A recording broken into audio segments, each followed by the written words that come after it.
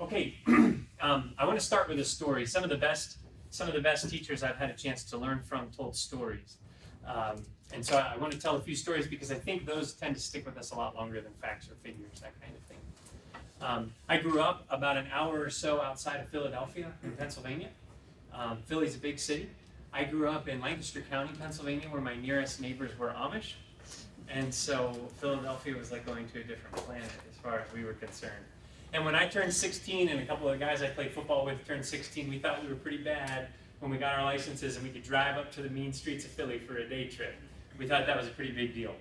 And we went up there and it was the first place I had ever been other than like hunting where you'd hear like gunshots, you know, and you were in fairly close proximity. It was the first place I'd ever seen a drug deal happen on the streets. First place I had ever seen prostitution, just right out there in the open. We kept gravitating to the more and more nefarious parts of the city. Now this was 20-some years ago. I was born in 1990, none of your business. So Kensington, Philadelphia might be a beautiful place now, but back then it was not a very nice place. So anyhow, we kept going up to this Kensington area, and the more often we went up there, the more we kept hearing about these two brothers who were only a few years older than us, both in their early 20s. And they seemed to be at the heart of just about every nefarious thing that was happening in that part of the city. If it had to do with gangs, prostitution, drugs, violence, it seemed like these guys were responsible or played a role in it. And what blew our minds was that it seemed like everyone in the streets knew that. It seemed like even the police officers knew that, and these guys were kind of above the law. So anyway, my senior year of high school, the older brother gets shot to death in the streets. And so this is a true story. Younger brother goes to the largest religious venue in that part of the city, which happened to be this massive Catholic cathedral. He goes in and he talks to the priest, schedules an appointment, and says, listen, priest, my brother and my family are known across the city. We're anticipating hundreds, if not thousands of people to come to this funeral. This is the largest venue for us to do it. Very beautiful stained glass here. We'd really like to do it here, and in fact, I'll give you $50,000 in cash right now if you agree to have it here. Now, in my discipline, we talk about experiencing two opposite emotions at the same time as ambivalence. And I would imagine that priest looking at this guy, knowing about who he was and who his brother was, and also knowing that they weren't even Catholic, was probably experiencing a lot of ambivalence as he thought about $50,000 in cash. The younger brother says, okay, listen, I'll give you $50,000 in cash today. I'll give you another $50,000 in cash day of the funeral. Here's the only caveat. You have the funeral here, you eulogize my brother, and during the eulogy, you refer to him as a saint. So the priest thought about it for a little bit and said, okay, we'll do it. So day of the funeral, police cordoned off the entire city block. There were so many people inside that when the fire department arrived, they deemed that it was a fire hazard. So people started spilling out of the building, and back then, they wheeled out these massive box televisions, these hundreds of pounds TVs, out into the street so that you could see with big speakers and hear what was going on down front. That's where I happened to be, in the street. I had never been to a Catholic service before. I don't know if this is representative. There was some music that was playing. Priest comes out in priestly garments and big hat. The crowd starts to quiet. Priest walks down front. This guy was probably 5'5". He points at the casket and he says, the man you see lying in the casket today was a wicked man. He was a liar and a cheat. There were rumors that he was involved in gang activity and violence. He lived a debauched and duplicitous lifestyle. But compared to his brother, he was a saint. That's exactly what happened that day. At first I thought there's going to be a second funeral here today. And people chuckled. Here's why I want to lead with that story, particularly when it comes to a topic like suicide awareness and prevention. Because look, I know I'm working from a disadvantaged position right now. You have all come here with previous exposure to suicide training, CBT, and face-to-face. Some of it has probably been suboptimal or not the highlight of your Air Force career. It's a difficult topic to discuss, and so I know I'm already working with a couple of strikes against me to talk about a topic like this, but here's what I also know. We are all very, very poor at coming up with accurate reflections about who we really are and who other people are. There is mountains of social psychology data to suggest that when we try to size other people up, our biases and prejudices and stereotypes often get in the way. And when we think about ourselves, we're often still plagued by those biases and prejudices. And so for many of you, when you came here today, you thought, I know this isn't mandatory, but somebody encouraged me to come, and so I'm going to come and hear what this bald guy has to say, I suppose. But this isn't for me. This is for maybe a box of very strange people that might deal with thoughts of wanting to kill themselves, or particularly weak people. Or we have ideas in our head about why certain people die by suicide. But we oftentimes don't come to these trainings saying, there's something here for me. And so I'm going to put it to you in a number of ways this morning that we are all saints compared to somebody else, like the story, but that doesn't mean that we're necessarily doing that great. Now let me be real careful to say, I'm not here to glamorize suicide or to talk like that's a good thing at all. And I'm also not suggesting that all of us are at risk of leaving this auditorium and stepping in front of traffic, that our risk for suicide is imminent. But I am suggesting that as leaders in this enterprise, in the United States Air Force, who shape the culture, we must be mindful to lead ourselves first, because we will only lead others as far as we've been willing to lead ourselves. We're going to look at some really fascinating research about suicide, and I'm going to try to make it as applicable as possible to us first, so that we get ourselves squared away, and then we can turn and start doing some powerful things for the folks that we're privileged to serve. So we're all saints compared to somebody else. And I believe that this stuff is for everyone here in the room. Okay. So we're going to start out with some facts and figures pretty broad, and then we're going to narrow it in. Basically, close to 41,000 Americans kill themselves intentionally every year. Now, to put it on a bigger scale, there's 1 million suicides in the globe every year. Does anyone have a wager of what percentage Americans comprise of the global population? 6%? Yeah, it's about 4.5%. So 41,000 out of 1 million is right in that 4% range. There's some interesting statistics related to Americans. So we comprise 4.5%, 5% of the world population. We have 25% of incarcerated human beings. We are 4 to 5% of the population. We consume 50% of the pharmaceutical drugs. Right? So we are a highly over-medicated and incarcerated bunch. Right? But when it comes to suicide, our suicide rates is representative for the world population and our piece of that. Now, those who die by suicide are that number, 41,000. The attempts are much, much higher. Somebody that attempts to harm themselves with intent to kill themselves, but it's not lethal. Men are much more likely to die by suicide, and women are much more likely to attempt it. The variable that explains that is firearms. So men are much more likely, and that's kind of ubiquitous, of people who kill themselves across the world. The most commonly used method would be a firearm, which is one of the reasons why, even though it does not prevent a person from going and purchasing another one of our first knee-jerk reactions to reduce risk is to remove firearms from a home. So 3 to 4 times as many men actually die by suicide, but 3 times as many women are actually attempting it. Now the suicide rate, when you look at age ranges across the globe, and certainly within America, the population age-wise with the highest rates of suicide are actually the elderly population. And we're going to talk very specifically about some factors as to who actually dies by suicide in this brief, and hopefully by the end you'll be able to say, oh yeah, that makes a lot of sense. Okay. So suicide is a ubiquitous problem. It does not discriminate against age, economic, social, ethnic boundaries, and firearms are the most utilized method. Next slide, please. This is just something by the WHO, the World Health Organization. Anytime that they're reporting on any kind of disease or health-related phenomenon, they report it as how many times does this occur in a population per 100,000, which is exactly how the DoD reports on these things.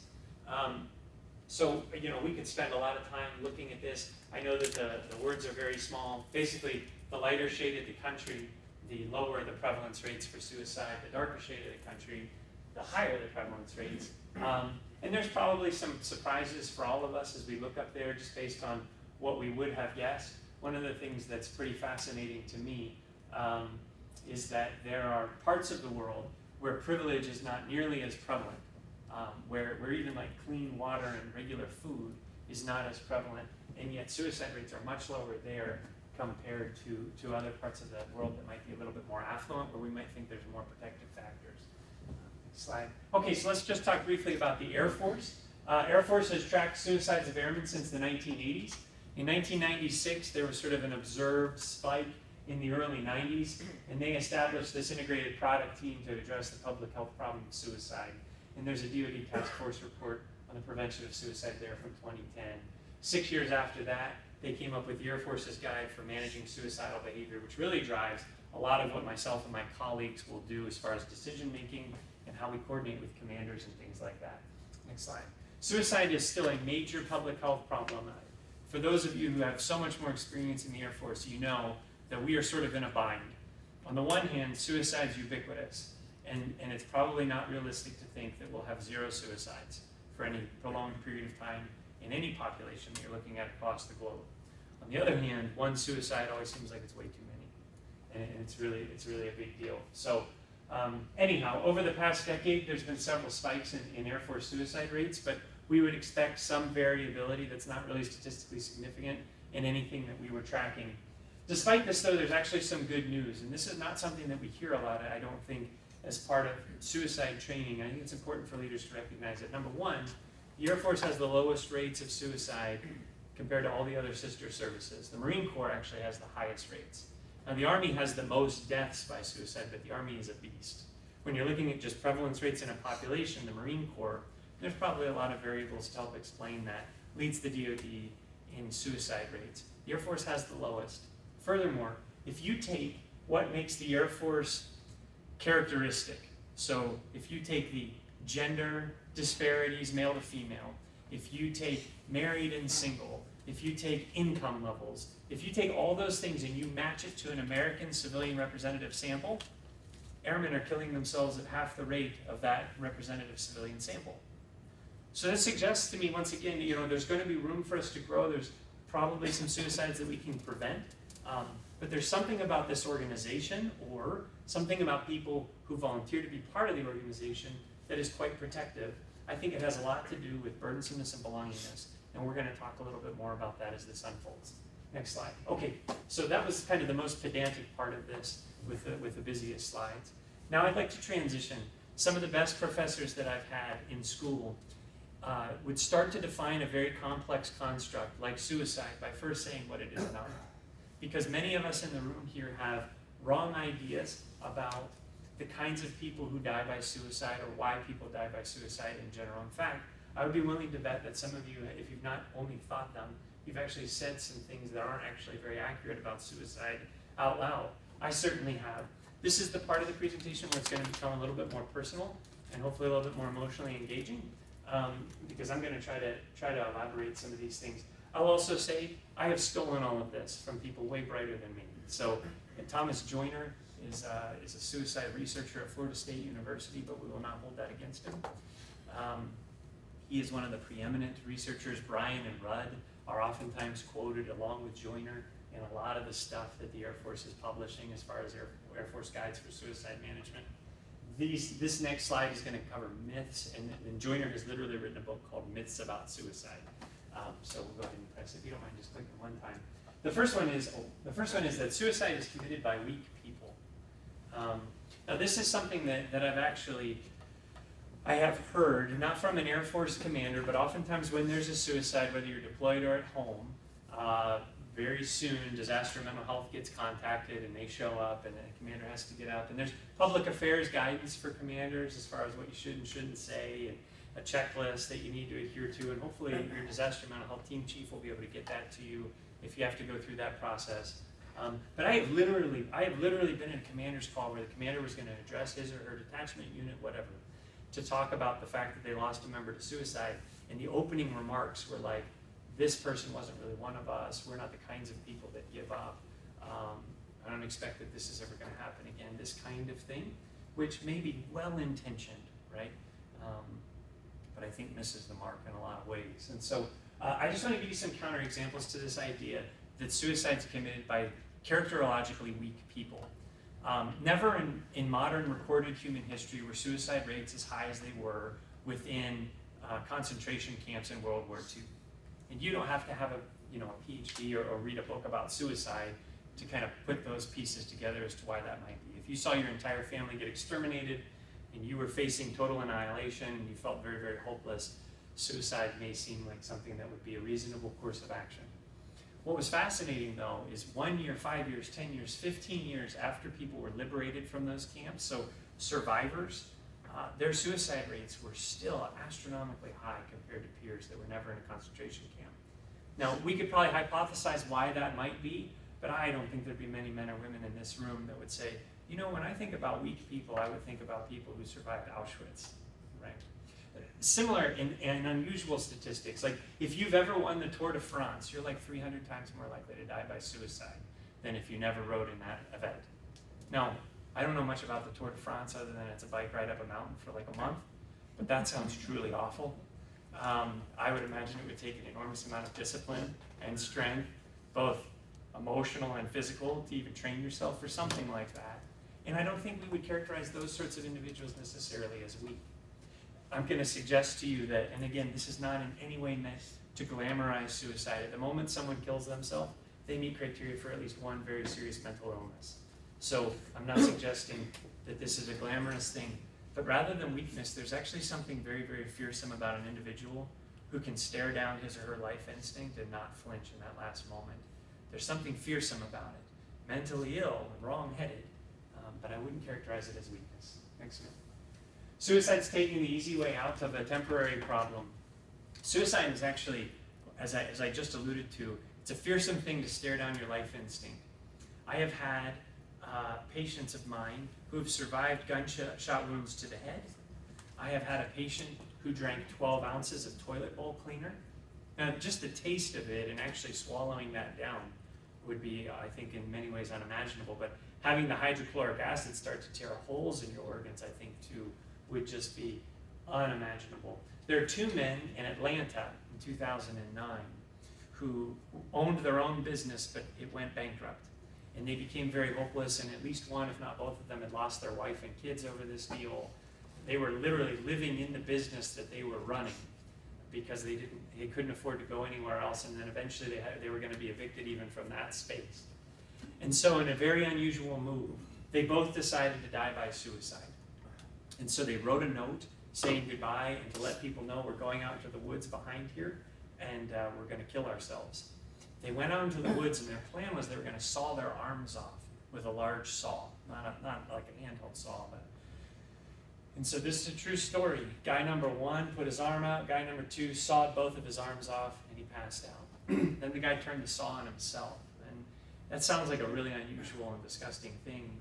I've had patients in Indiana who survived saw wounds to the throat, to the arm. So anyway, he sawed one of his arms off, lost enough blood that he passed out. Both of those guys are alive today. Suicide is probably a very, very difficult thing to think about ever getting to that point, staring down your life instinct, but stories like that remind me that we are biologically wired to survive. And even when we're unconscious, even when we're laying in the forest bleeding out, our body is furiously trying to clot blood and keep us to survive. So sometimes you hear like, oh, let's just take an easy way out, or that's just a permanent solution to a temporary problem. You know, anybody could do that. But actually, it's a fearsome thing. Next man. This one is one that I think is the most ubiquitous, and it's this idea that suicide is a very selfish thing. that people who commit suicide clearly were only thinking of themselves and not thinking about their family. And listen, this is something I've thought about quite a bit. Several years ago, we had someone commit suicide in base housing, a gunshot wound to the chest. Within an hour or two of that, I was in another home, a model home, because we weren't allowed to be part of the crime scene, with that individual's wife, trying to console her. And several hours after that, I was sitting on the floor in this model home with a 4- and a 7-year-old girl who, because of the situation, there was rising up in them university-level questions, and I was trying to give them some sort of grade school or elementary answer about the whys. Why does something like this happen? About morality and meaning and destiny. And I remember thinking, sitting on that floor, bereft of any kind of words that I think could have meant very much, thinking, how could this guy do this to these little ones? I thought, this is so selfish. And I would imagine many of you have thought that. I don't know if any of you are familiar, entire states have dealt with the issue of death with dignity. I used to work in a psychiatric hospital where people with serious mental illness or advanced dementia would come sometimes for a prolonged period of time. And if any of you have had family members or colleagues who have gotten into the latter stage of Alzheimer's disease, you will know that. So basically, the reason why none of you remember what outfit you were wearing at your first birthday or what food you ate at your second birthday is because memory is so related to language. That's how we encode things, with symbols and language. That's why many of us have childhood amnesia. We don't remember much before our 5th or 6th birthday. And if you think you do, you're probably just kidding yourself because you heard a story about yourself or you've seen a cute little picture, but you don't really remember like what your mom tended to wear when you were 1 or what your favorite toy was when you were 2 necessarily, unless there's a story that's been kept along with it. Towards the end stages of Alzheimer's, the ability to consolidate memories gets so degraded that language is even lost. And so many people in those latter stages before they succumb to the disease will experience fits of rage, unintelligible screaming, and the people that really pay the price are the family members. So unsurprisingly, people that are diagnosed with Alzheimer's tend to have higher rates of suicide than people that aren't. And this whole idea of killing yourself to prevent pain to others or the Death with Dignity Act, I'm not here, I studied philosophy in undergrad and I'm not here to argue the moral tenets of any of that. But I would suggest this. Actually, let me tell you one more story. The night that my grandmother died, my grandfather had been dependent on her for years for just about everything. So the night that she died, it had been years since my grandfather had driven a vehicle, had gone out and procured his own food, had made his own food, had paid bills. I mean, come to think of it, my grandfather had a pretty good life. You know, my grandma was doing a lot. What's typical, especially in male-female relationships, as they enter their elderly years, is that the male will decompensate at a much faster rate, both cognitively and physically. And that was true for them. My grandfather had been a farmer for most of his life, had just worn himself down. Now, that disparity, if my wife were here, she would probably argue that that disparity exists all the time. But it's certainly a little more pronounced, maybe in elderly populations. And so the night that my grandmother died, my grandfather had been so reliant on her for so long. What's fascinating about my grandfather is that he had a son who was diagnosed with bipolar disorder. I never met him. He killed himself when he was 21. Now, if you ever have a member diagnosed with bipolar disorder, that psychiatric diagnosis has the highest prevalence rates for suicide compared to even those with depression. My grandfather was this very conservative, very religious man who just condemned that his son ever killed himself. So anyway, my grandmother passed away. Within a matter of weeks, my grandfather penned a note to the family. And a lot of people who kill themselves leave some kind of goodbye. These days, you're probably as likely to find it on Facebook as you are as a handwritten letter. But my grandfather basically wrote this. He said, I am no longer able to care for myself. I don't have any children that live nearby, and I refuse to become a burden to them. I only have a little bit of savings left, and it will all vanquish if I check myself into some residential facility. And so I'd like to leave some kind of inheritance for my family, and I don't want to be a burden to them. And he shot himself. A man who condemned that could barely even speak about it without trembling rage regarding his own son. In the moment that someone commits suicide, I just want to let you know, based on solid research from people like Joyner, clinical experience and personal experience that I've had, people who die by suicide almost never intend to harm their loved ones as a result of that behavior. In many ways, wrong-headed as it is, they honestly believe it's the most loving thing that they could do for a family. And obviously, I mean, if my grandfather had vocalized those things to anyone who cared for him, I think they would have put their arm around him and said, John, that's just not the case. We are happy to do this, and you're not a burden, and we love you. So it's wrong-headed, but it's like a perverted virtue. But it's oftentimes not a selfish thing, as hard as it is for us to understand that. Next minute. Suicide's an impulsive decision decided upon a whim. This is kind of interesting. I don't know if any of you have Netflix accounts. If you do, there's a documentary on Netflix called The Bridge. It is about the Golden Gate Bridge, where thousands of people have jumped to their death. Something like at least once a week, I believe, someone jumps from that bridge to their death. There's a Bay Bridge, which is just as pretty close, just as high in length, but almost no one jumps off of that. There's sort of memorials across our country, like the Grand Canyon or the Golden Gate Bridge, certainly throughout China. But anyhow, suffice it to say this: if you watch that video, basically this bare budget crew filmed the Golden Gate Bridge for months, and you literally will see people jump off.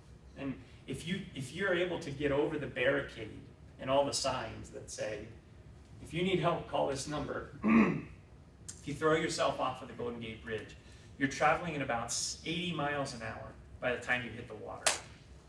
And when a body hits the water at that rate of speed, the body stops, the organs continue to move inside, and ribs are almost always broken, and 97% of the time people die. 3% of the people actually live, though. So if there's 1,000 people that jump, you'd have 30 that actually survived the jump. And what's fascinating about this documentary is some of these people you watch walk straight off of that bridge, and if that was the only thing you ever saw related to suicide, you would think, oh my God, I mean, that person was just walking straight down the bridge, took a right, and just didn't even hesitate. And you'd think, that just looks so impulsive. What's fascinating about the documentary, too, is they actually interview at least one person who survived the jump.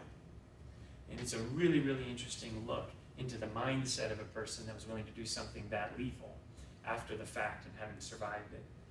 But anyhow, it looks very impulsive. What is actually true, though, is that people oftentimes get to the point where they end their life by suicide after weeks, months, or even years of planning it, which is why a lot of times mental health professionals will try to get that kind of information, recognizing that it's self-report, which is not always entirely accurate. But we want to know, how long have you been planning this kind of thing? Do you have any specifics laid out? It is not an impulsive decision that's decided on a whim. Next slide. Alcohol and drugs make people kill themselves. Close to 75% of people who get autopsies after a suicide have no alcohol or drugs in their system. Of the remaining 25%, half of those have the equivalent of like one standard drink. The idea that maybe somebody just needed one drink to steady themselves to kind of see the deed through. But alcohol and drugs actually do not play a very prominent role for suicide. People who commit suicide don't make future plans. This actually makes a lot of us very, very confused if we have colleagues or family members who die by suicide. This is extremely common if you sit down with a member who was maybe close to someone who died by suicide, for them to be just bewildered, to think this must have been a murder or something, because this person just told me the other day that they're going to come play rec basketball with me on Saturday, you know, or we just saw Grandpa, and he was like, I can't wait to see you guys for the 4th of July. Once again, I think this hinges upon the idea that suicide is not intended to harm loved ones, and it's certainly not intended to be a selfish thing. People who die by suicide are not intending to wound other people by suggesting, I don't want to be a part of your life anymore, which is why those mixed messages come out. People who talk about suicide are less likely to die by suicide. I deployed last year. In my first or second week, I had several soldiers come into my clinic, one of whom overdosed on an entire bottle of Tylenol, and 2 others who said, I'm going to kill myself, our leadership is toxic, I got to get out of here. So, being a fairly naive Air Force psychologist who's mostly worked with Air Force commanders, I called up the company commanders and said, hey, I got serious concerns about these individuals. They need to get removed from the AOR. These guys are really, really high risk, and we cannot manage this in a deployed setting. There's too much strain from the mission. We just can't do it. And the feedback that I got from some of the commanders were, oh, this is total BS. The people who talk about it aren't the ones that I'm concerned about. It's the quiet guy in the back that never says anything. That's the guy I'm really concerned about. One commander even went so far as to say, oh, they're just saying this because they just want to go home or whatever. If they're so suicidal, make them earn it. Within a matter of hours, I was on the phone with a 4-star general from Arsen. And for a few days, I thought I was going to get sent home. It got kind of dicey there for a little bit. Luckily, we got all those people out of there. But that idea that people who are threatening it or talking about it are at a low risk or are unlikely to, that is really bizarre. When I'm speaking to a medical community, I always try to think about if somebody comes in and they say, I literally am thinking of taking my life, I would treat that with the severity and seriousness and the weightiness of somebody going to an ER and saying, like, I have unimaginable chest pain. And could you imagine if an ER doc or nurse or tech said, well, come back in a week after you've earned it, kind of thing. The liability that we would incur as a result of that. Anytime someone makes a threat like that or discloses that, it always needs to be taken very, very seriously, regardless of what any kind of ulterior motive is. If they say something like that, they've put themselves in a category of risk that is very, very high. Next slide, please. People who die by suicide had no desire to live. This reminds me again of that documentary, The Bridge. There was an individual who jumped and survived the jump and was later interviewed. And they asked him, like, what was going through your mind the moment that you threw yourself off of the bridge? And kind of tongue-in-cheek, he said, you know, the moment I stepped off and I felt the weightlessness of my body falling, I had this really profound moment of clarity, where I realized that all of the problems that I have in my life were solvable, except for the problem that I just jumped off of the Golden Gate Bridge. Right? This is part of the reason why people will oftentimes leave a patch of rubber before they drive their vehicle off of a high cliff, or why there's hesitation wounds all over a chest cavity before someone stabs himself in the heart. Our desire to, our need to live oftentimes supersedes our desire to die. This is one of the reasons why almost no one drowns themselves in a shallow body of water, right? People don't commit suicide in 4 inches of water in their bathtub. And they might unintentionally die like that because they were really drunk or something. But eventually your need, biologically wired need to survive is going to, and need for air is going to trump any desire to die. People who die by suicide need to punish loved ones. Hopefully we've dispelled that. Next one, please. Only humans die by suicide or self-sacrifice. This could probably be its own 60-minute briefing, and some of you might even find it more interesting. Joyner has done a lot of work and has written a lot about this. Cutting to the chase, from insects to fish to birds to lions, all across the spectrum of living things, there are examples of self-sacrifice. Now, oftentimes for more sophisticated species, it appears to be for what's best for the herd kind of idea. But this is not a uniquely human phenomenon. I believe in some ways we're all creatures, and animals tend to engage in self-sacrificial behaviors in a spiked time, late spring and early summer. And that is exactly the time that suicide across the world spikes for human beings as well. So it's not a uniquely human problem. However, as humans, we're a little bit more complicated. And so there's a little bit more for us to say. Next one. Okay, so this is really the rest of the lecture here. When I was in college for 10 years, like consecutively, full time. And don't anyone be impressed by that, because what I found was the longer you stay in school, the more narrow your focus becomes. So like I started out learning about philosophy and biology and things like that. And then a master's degree was like only psychology. And then I eventually wrote this dissertation about something so small, like if you stay in school long enough, you eventually know everything there is to know about almost nothing. So it's really not that impressive. And I always felt like an imposter there. So if I had seen something like this in grad school even, I probably would have been intimidated by it. There's different colors. There's words that I don't know. But actually, this is one of the most parsimonious, one of the most simple models to explain why certain people die by suicide. And it's called an interpersonal theory of suicide, meaning between persons. In my discipline, where the malady is oftentimes where you'll find the cure as well. So if there are between-person stuff that can lead someone to have a desire to die by suicide or set the stage for that, then this would suggest to us as leaders across the enterprise that there's probably between-person stuff that we could engage in that could be very protective. And so that's the lens through which we're going to look at this. If you don't mind just going to the next slide, I think I have to click twice. Here's what Joyner's basic hypothesis is with this. People die by suicide because they develop the capability to kill themselves, which is represented by that purple pill-shaped thing, and the desire to kill themselves, which is this kind of ugly yellow thing.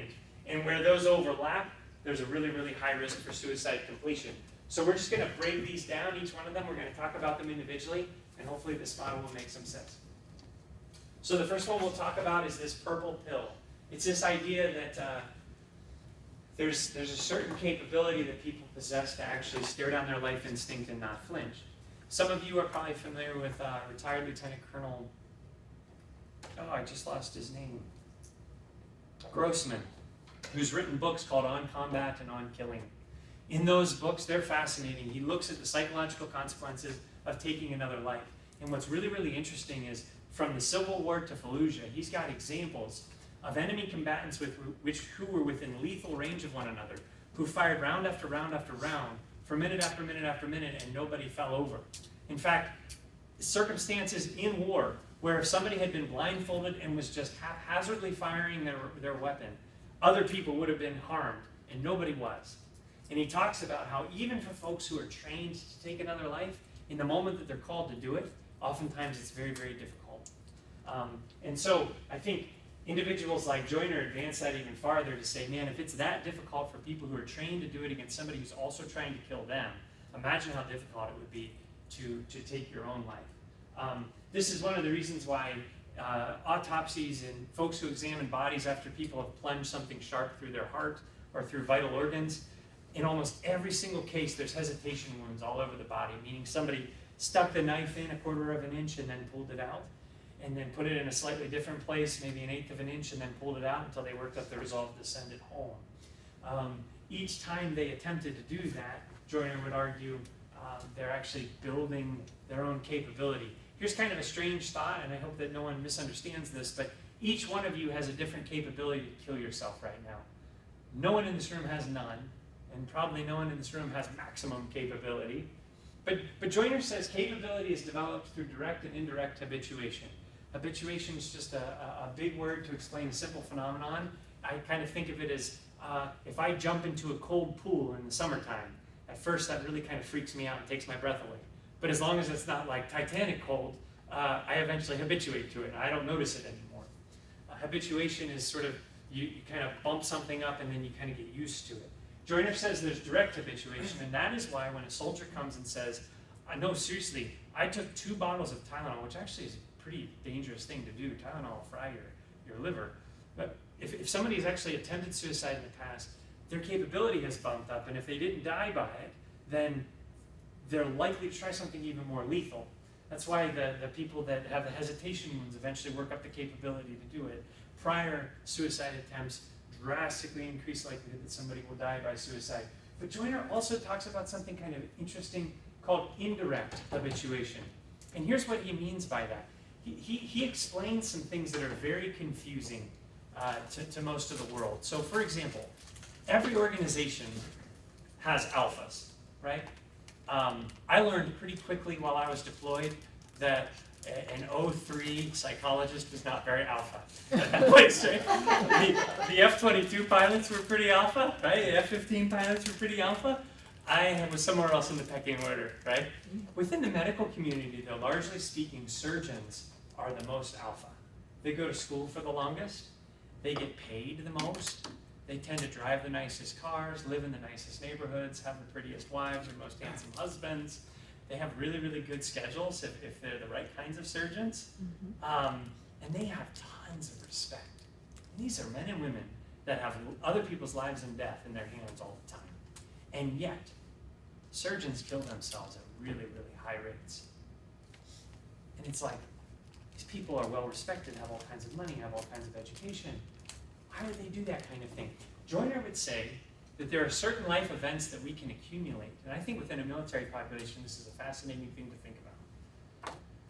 Where we actually deepen or advance our capability to take our own lives as a result of being involved with certain things. And Joyner argues that a surgeon comes to work every day and has other people's lives in their hands. They're cutting into bodies, they're seeing dead bodies all the time, they're doing grotesque things. And so therefore, when they kill themselves in really grotesque ways, it's not that much of a leap. Because if you can have other people's lives and death in your hands, then if you develop a lot of desire to die by suicide, your capability might actually be pretty high. This is probably another reason why psychiatrists die by suicide at such high rates.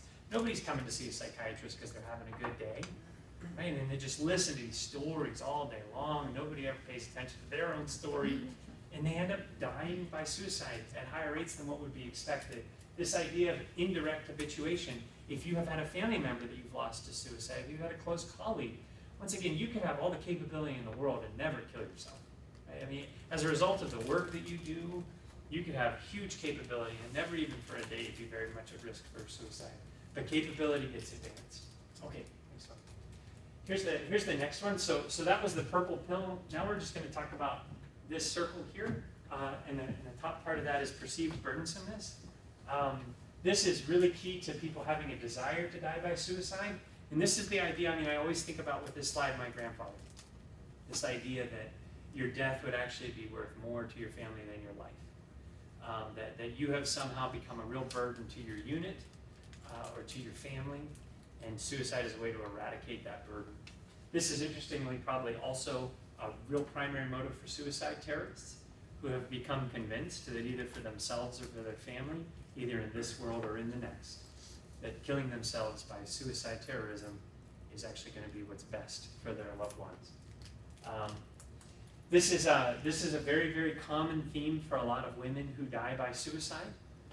This is a suicide note, a real one, which basically just reads, the girls need 2 happy people, not a sick, mixed up mother. There'll be a little money to help with the extras, and it had better go that way than for more pills and more doctor bills. Try to forgive me, girls, for what I've done. Your father will be so much better for you. It'll be harder for you for a while, but so much easier in the long run. I'm getting you all mixed up. I think as leaders, it's important for us to be thinking about, as we're hammering people with discipline, they may begin to start to perceive themselves as to be quite a burden, or if they're facing getting booted out of the Air Force and all that that will mean for their family and dependents. But once again, we have a job to execute, and we should never, I encourage every commander who ever asks me, oh, this person has mental health issues, should I hold them accountable? Man, absolutely. Absolutely you should.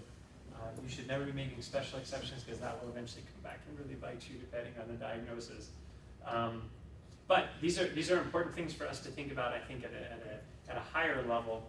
How do we address this burdensomeness issue for the whole unit, and maybe for some of the ones that are quite problematic? We'll go to the next one.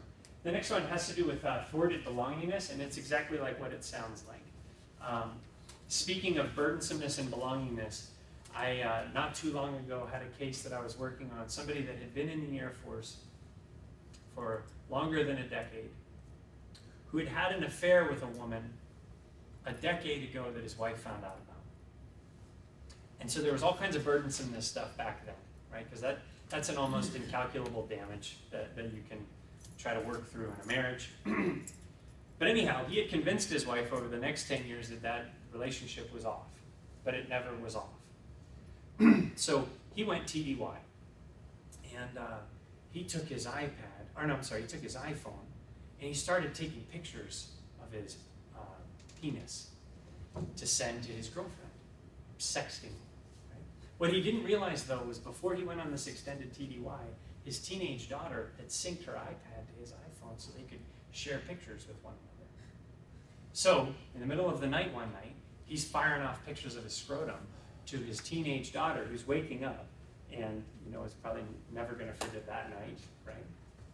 And so, very soon after that, this person was in my office, and they were saying, look, I've done irreparable damage to my family. I've become just an embarrassment and a burden to them. I don't think I'm ever going to repair those bridges, and I know the Air Force is still going to pay out that $400K in SGLI, even if I kill myself. So that's what I'm going to do. Now it's kind of a drastic example, but it really highlights this idea that there are certain life choices we can make that place us in the category of feeling like we're a real burden to people who love us, or that belongingness has been really thwarted. Belongingness in general is a fundamental human need. My wife and I were foster parents in the state of Indiana. We've been foster parents here in the state of Mississippi. I can tell you unequivocally that there is profound developmental delays and problems that occur in young lives when they are neglected, when belongingness is thwarted in some way. Literally, they don't grow at a normal rate, their brain doesn't develop at a normal rate, their capacity to have belongingness with other people, really for prolonged periods of time after the fact, is just forever changed. Belongingness is so central to who we are that it's actually part of our development before we're even consciously aware of it. So there's studies out of other countries, orphanages that are overrun with infants, where there's not enough workers to be able to provide the appropriate belongingness. Now in these places, they're oftentimes warm and dry, and they're given ample nutrition, but a pretty prevalent phenomenon occurs in those populations of infants called failure to thrive. meaning that this baby had everything that it needed to survive, but it just stopped growing and started to die. That's how central belongingness is, touch and being connected to others. When belongingness is thwarted, there's negative mental and physical health outcomes. This is why mothers that have lots of children and lots of people that need them in a place where they belong have much lower rates of suicide compared to mothers with no children. Identical twins have much lower rates of suicide compared to others. And plausibly, it's because no matter what's going on in my life, there's one other person who looks just like me and is pretty much exactly like me, and I at least belong with him or her, right? And suicide rates actually tend to go down during holidays, which is another myth. A lot of times people think, oh my gosh, it's the holidays, it's going to be a crazy time. I mean, people go nuts with their families, but most of us have a place where we belong. It's after the holidays that's usually a higher risk. I'm going to tell you a story, one of the most profound stories, and then this slide will transition to a couple of leadership-specific slides, and then we're all done. I really appreciate your attention. I read thousands of pages about this stuff last year while I was deployed because I didn't really have anything else to do. And so I read a ton of stories about people who ended their life. And this is one that really stuck with me, maybe even more profoundly than clinical experiences that I've had. And it's very simple. It's a story about a young man in his early 20s who jumped off of the Golden Gate Bridge to his death. And forensic examiners went to the apartment where this young man had lived to do an investigation. It's very similar to what OSI would do if there's a suicide on the installation. They're going to rule out the possibility that it was a murder or anything else. Suicide is a conclusion of exclusion, is oftentimes arrived at as a last resort. They go to this young man's dwelling place, and he left a note on the dresser which said, "I'm going to walk to the bridge today, and if a single person smiles at me on the way, I will not jump." I remember reading that and thinking, now, I'm not suggesting we should walk around the installation with goofy grins on our faces trying to save people from themselves. And who knows what happened on that day? Maybe a dozen people smiled at him and he still jumped. I don't know. But as a leader, as a young leader in our organization, striving so hard to be the leader that my people deserve, I walk away from that story and I think we should never underestimate the power of even a simple act of kindness towards someone who's walking to a bridge that we know nothing about. And so when I've had a chance to go out and talk to flights or squadrons or groups about this kind of stuff, particularly leaders, I try to emphasize, man, you can never underestimate the power of even a simple act of kindness towards someone who's walking to a bridge that you don't know anything about. Next slide, please.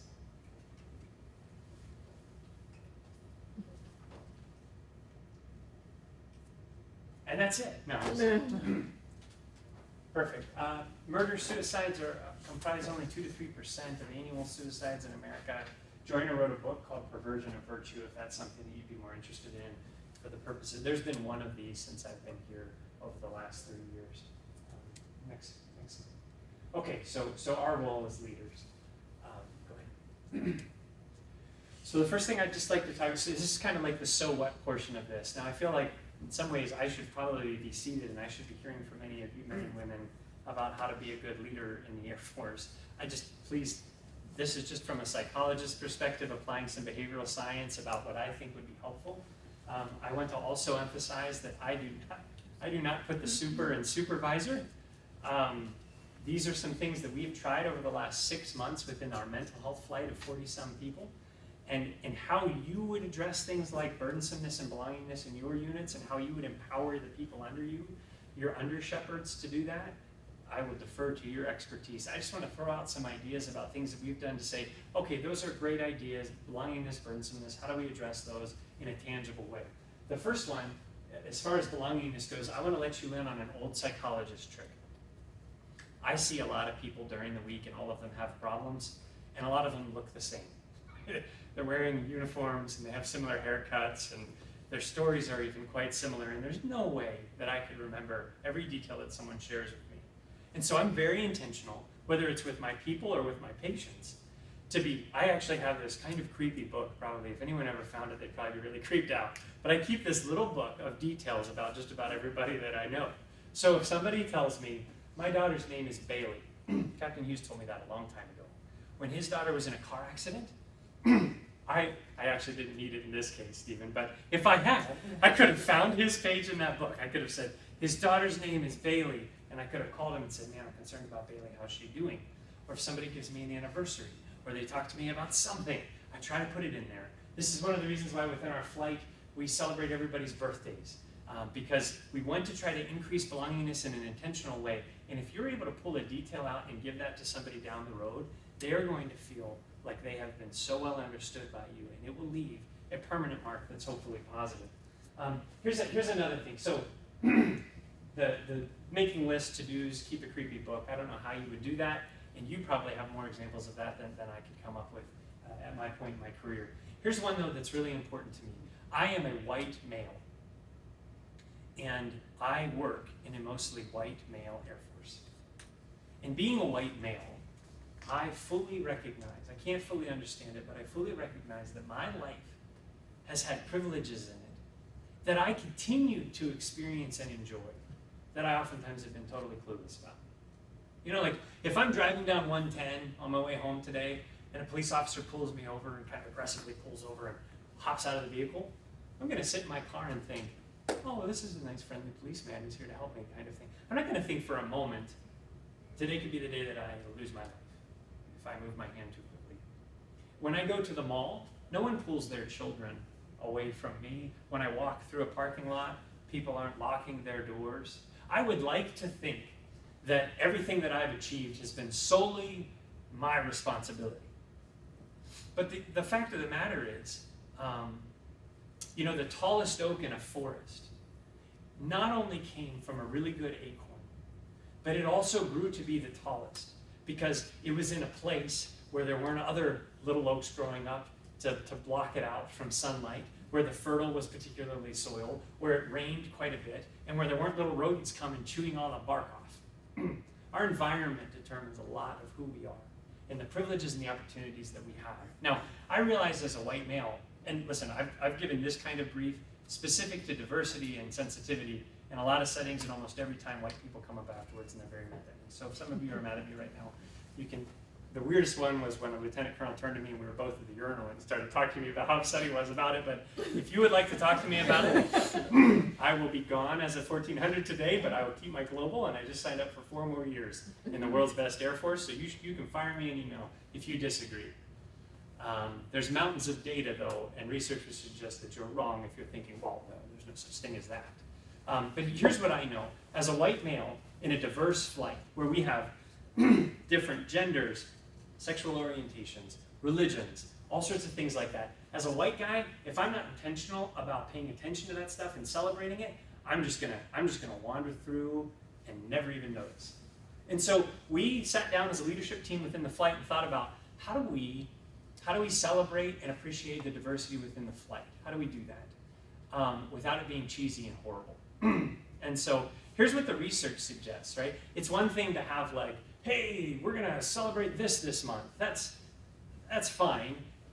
But what the research suggests is if you want to get at prejudices and stereotypes, you bring different kinds of people together from different backgrounds. You make them work on something and help them to be successful together, and in the process, it will shatter their stereotypes and prejudices that they had about others.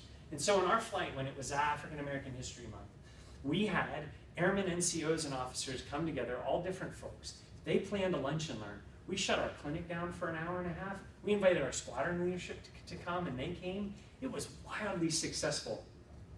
And it gave us an opportunity to not only celebrate it for that lunch, but to bring those different kinds of people together to be successful with something. We've done that for Women's History Month. We've done that for storytellers. We've done that where we sit down just with NCOs and lunch with the flight commander to try to get at what's it like to be in this flight and how can it be improved. That's some of the ways that we've tried to do it. I don't know if that sparks sort of like, oh, you know, we could try this or that. But that's certainly something that we could do. You know, another thing, and it might even be a little ostentatious for some of you, I am woefully unprepared to be any kind of interim flight commander for a flight the size of Keesler Air Force Base. Please don't tell your wife, sir, but usually that billet is filled by a lieutenant colonel with like a decade more of experience than I have. So I knew I did not have to work very hard at humility before I stepped into that role. But one of the things that I did the moment I found out about it, when I got back from deployment, Colonel Harris said, you're going to do this. I ordered these coins, which say, presented by the flight commander for excellence. 81 Medical Operations Squadron, Keesler Air Force Base, Captain Dell. It's got an Air Force logo on the front, something else on the back. I think they came from China. They were very cheap. And hopefully not made of toxic materials like some of these spinner things. But anyway, that was one thing that I wanted to bring to the flight to enhance belongingness. And here's how that worked, right? So for you in this room, you think a captain who's an interim flight commander is giving out a coin, like, I wouldn't even use that as a paperweight on my desk, right? But you should see the way that airmen in my flight, even NCOs, just lit up when they found out, you don't just get a piece of paper anymore for being a good performer in the flight for the month. You're gonna get a coin. Really, really big deal. When it comes to belongingness, what I've learned is it's sort of like the love languages, if you're familiar with that book. All of us kind of speak those things differently. Some people do love the accolades, the awards, the coins. Other people like words of affirmation or praise. Other people just like to be appreciated for who they are. You've got to figure that out, I think, as leaders. How do I do that across the enterprise? Okay. One other thing here. So therapy recollections. I just want to share something with you. I mentioned I was on the floor with these young kids and I didn't know what to say. I actually live about 50% of my professional life in that very position. Maybe not on the floor with children, but totally clueless as to really what to say. And you as commanders and leaders, you as husbands, wives, brothers, sisters, you are going to eventually be approached someday with some sort of unimaginable human suffering that other people are going through that impacts you both directly and indirectly, and you're going to think, what in the world do I say? And so it's really interesting. In therapy, people come in and they talk about very vulnerable things. In fact, I have had people tell me I would have been more comfortable coming in here and taking off all of my clothes and just sitting in here naked than coming in here and emotionally undressing like this. Like, this is truly awful, right? And so, as therapists, we spend weeks, months, even up to a year with a person, kind of learning more about them in a very privileged and very vulnerable place. So one of the practices that I started to do early on in my career was when I was knowing it was the last session with a person, especially someone I had journeyed for a while with, I would oftentimes ask them, what will you take away, from our time together? What, in order to help me with people in the future, what was most impactful? What was so helpful? Or what wasn't, And what was just remarkable to me earlier, I actually hurt my feelings a lot, was that most people didn't really remember much of anything that occurred. Recently, I asked a guy the same question. He looked at me and got kind of serious. This is like a tough guy. And we had talked about all kinds of stuff, and we had gone through books together. I thought, man, surely this guy's going to pull something out. He goes, Captain, I just remember when I would come in here, you would say, if at first I don't succeed, try again. And I never said that! That's from like a children's book. It's like the little engine that could. I never said that. I promise I don't do that, right? That's what he's walking away from. Here's what I've noticed. If you want someone to learn something, you have to make it a little emotionally salient. Where our emotions are stored in our brain is right where our memory network is. So if you want people to know something, it's part of the reason why this lecture has so many stories in it. I want to evoke some kind of emotion that you might walk away from this and remember it. But if emotions get too high, memory consolidation gets all wonky. It's sort of the basis of PTSD in some ways. But when people are going through something horrendously awful in a funeral line or in the wake of some sort of horrible suicide, what you say is not going to matter as much as who you are and just your presence there. And that is the best advice that I could ever give to you. People will not remember specific things that you say, so the pressure is off. But they will be able to sniff out your sincerity. So being present and your presence is probably more important than any words that you could ever offer. There's that quote again, just this idea that we should never underestimate the power of even a simple act of kindness towards someone who's walking to a bridge that we don't know anything about. So, being as good at recognizing our people for what they do well as what they do wrong, I think that is, in general, a principle that's easier said than done, but it's something I think that could enhance belongingness in an idiosyncratic way in your own sphere of responsibility. Here's an important piece. I believe very firmly you will never lead your people farther than you've been able to lead yourself. Man, I just think that's so true. And so in as much as this stuff is for us, as much as it is for our people, I think it's really important for us to bear in mind that we also need to have belongingness. Now, for most people, that is both vertical with a higher power and also horizontal with other people. But man, I have had so many leaders in this organization show up in my office completely burned out and frazzled because they have no belongingness and they have been shouldering the burdens of everybody else for so long, and they just can't do it anymore. So this is also, interestingly, women are diagnosed with depression or anxiety 3 times more often than men. Now that is not because women are 3 to 4 times more neurotic than men. It is because, first of all, it's because women are much more brave and emotionally intelligent. They actually come in for treatment, whereas men say, I got problems, but I'd rather talk to Jack Daniels. So men have much higher rates of substance use problems, and women are diagnosed more with depression and anxiety. But here's another reason why, which I think helped explain this. It's that women oftentimes, stereotypically, are called upon to take care of everybody and everything. They're the primary caretaker for the home, for the kids, for aging or elderly or sick relatives. They're the ones that take care of the spouse. They're the ones that go out and get food and make the food. They just take care of everything. And eventually, even the best of men and women are just men and women at best. And so being intentional about our belongingness, vertically and horizontally, is so important as leaders. Burdensomeness. This is a quote from Friedrich Nietzsche. I don't quote Friedrich Nietzsche a lot. I don't agree with much of what that guy wrote. He had a great mustache. When Hitler met Stalin and Mussolini, he handed them little handbook readers of Nietzsche.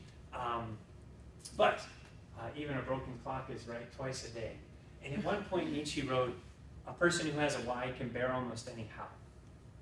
And I think what he meant by that is if I have meaning or purpose, I can trudge through miles of crap and even be glad to do it. But the moment that I lose some kind of meaning or purpose, I carry the analogy further than just everything that just really is crappy. Everything just stinks. It's this idea that if I have a why, I can go through tremendous periods of adversity and even be stronger on the other side as a result of it. This is one of the reasons, honestly.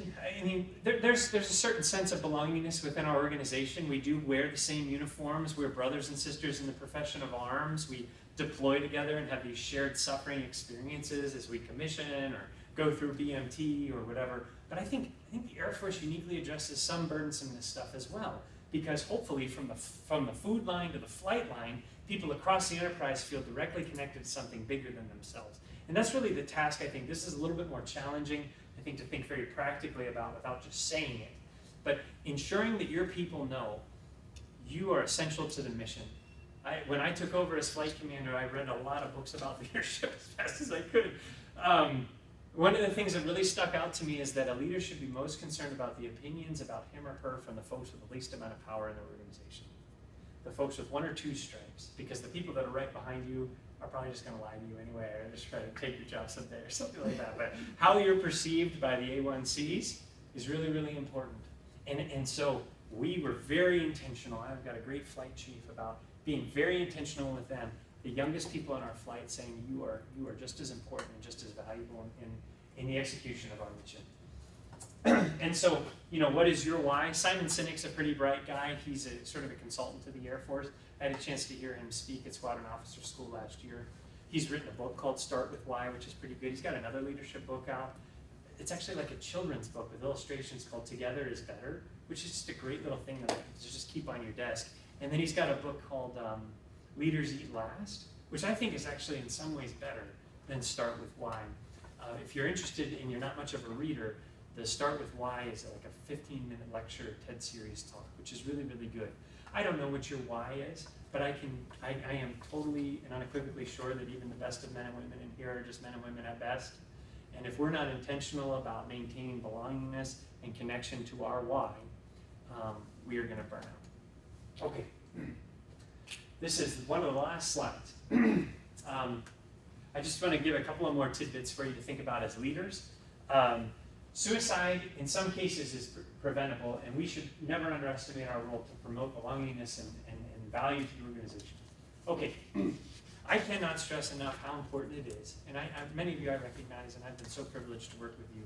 I can't stress how important it is for you to shift some of the liability off of yourself and onto mental health personnel at whatever base you're working at, for them to help you make the best decisions as a consultant. Our jobs are consultants, and quite frankly, as a medical officer, the only thing the Air Force pays me to do is to help you execute your mission. That's it. And so I can say, hey, as a consultant, I would recommend this. You have the final call. I've heard a lot of leaders in the Air Force say, I have an open door policy. I would just encourage you, let me tell you a quick story. So I went to school for quite experience, or if you can put yourself in that spot, what is one of the first things that you would ask or say to the person that says, I just, this and this and this and this, I'm going to kill myself. They're sitting, right in front of you. Maybe you haven't thought a lot about what you would say. Let me spare you from making the mistake that I have. One of the first questions I always ask is, have you done something already today to harm yourself?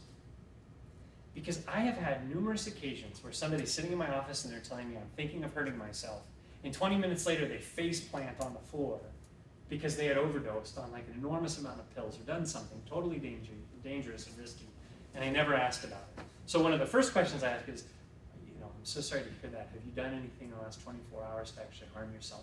And even if they say no, I don't believe them, and I get them straight to the emergency room, right? I say, we've got to go, because I don't want to just take that at face value. We're going to get lab strong. We're going to make sure that you're doing okay. So here's another thing. What if a colleague of yours calls you, says he has a weapon, and he's planning on shooting himself? What advice, what would you do in that situation? I have given this briefing to first sergeants and other types of senior NCOs, people that are great leaders, many of whom will say, I'm letting that guy know I'm coming straight over there. There was a professor who taught at the school that I got my doctoral degree from, who had had a patient for years in the psychology clinic at the university. And one day, that patient, who had always been fairly calm and clearly had issues and kind of been like a test case for a long time, he showed up at the library with a rifle and kind of barricaded himself inside there with an unknown number of students and started firing the rifle. And there were no windows, nobody could tell what was going on. And this is rural Indiana, where there's not a very nearby hostage negotiator. So this professor went to law enforcement there as literally rounds are being fired in there. Nobody knows if he's executing people in there, if he shot himself, what has gone on. He signs some waiver and convinces the police, I have good rapport with this guy. I really think if I just kind of stand at the door and let him know that I'm here, I'm going to be able to talk him down and get this weapon and make sure people don't get hurt. Oh, by the way, I've been a psychologist for X number of years and blah, blah, blah. And he walked in there and got killed. He just got shot. So I don't think any of us have the kind of expertise to know definitively that we'd be able to talk somebody out of handing that weapon. And if someone is totally convinced that their death is worth more than their life to people that love them, then you don't know what they might do if you're standing in the way of that. So I would just always encourage you, if you've got somebody on the phone who says they have a weapon, the best thing in the world that you could do as leaders, or advice that you could give to your under shepherds of your flock, would be keep that person on the phone for as long as you can, get somebody else to figure out where this person's calling from, figure out where they're calling from, get somebody else to call the police out there, people that have protection and training to kind of deal with that kind of thing. You should never be on an island kind of responding to something like that. So if you're sitting with somebody and they're willing to go to the emergency room with you and they're ambulatory and can do it, I would say escort them directly. If you're aware of an airman in your sphere of influence who's refusing to go, then you can call up mental health and talk about a CDE, Commander Directed Evaluation. The only time that you can force somebody to come, talk to mental health. Same rules though. So you would want to keep somebody with them unless they had a weapon. Okay, next slide. All right, here's just a conclusion slide. Suicide is a major U.S. Air Force priority. It's ubiquitous. 3 times as many men compared to women die by suicide. Women are much more likely to attempt it. Promoting belongingness and value and meaning to dispel burdensomeness is probably one of the most meaningful things from a research perspective that we can do for prevention efforts, which is hard. Consultation with mental health team, as I mentioned, Captain Hoffman and I are both leaving in the next couple of weeks, but Captain Hughes is going to be here. He is your guy to contact if you'd like pieces of this briefing again, if you'd just like to consult about any particular case. he will be the guy, or he'll know who to put you in touch with. And then CDEs are always at your disposal. They are so much simpler than they used to be. And commanders used to have to write all this stuff up and get all these signatures and stuff. It's just a phone call to mental health now. You don't have to complete any memorandums anymore, which is really, really nice. I think these are just some of the references. So Air Force One's up top.